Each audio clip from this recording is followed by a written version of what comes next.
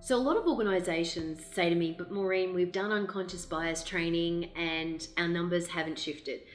And I hate to say this because I know that it will deflate a few people in the diversity and inclusion world, but unconscious bias training on its own will never work. It will never shift behaviour.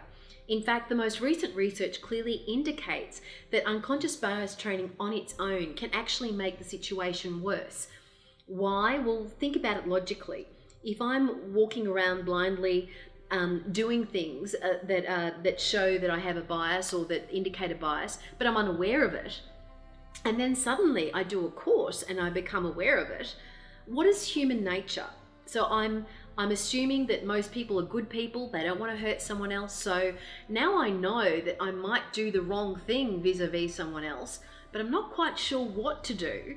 So it's human nature in not being clear on what to do that they actually do nothing, right? So they can actually make the situation worse by taking no action at all.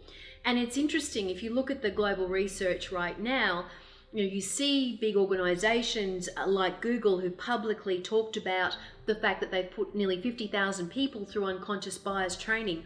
And you know what? It hasn't shifted the dial 1 centimeter. So to me, what does work? I fundamentally believe that intelligent people will get unconscious bias quickly.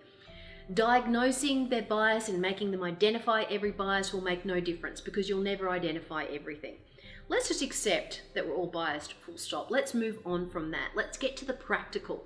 So now that I know that I'm biased, what do? How do I mentor people differently? How do I have conversations with people differently? You know, we have thousands of interactions that go on every day between human beings. What if they were different?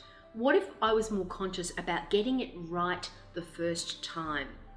Right? What if I actually started with an assumption of trust rather than judging someone? That's the practical how-to of inclusive leadership, which is recognizing that unconscious bias is an important cog, but it's a tiny cog in the wheel. Where you got to get to is the practical really quickly, and that's when you'll start to see results.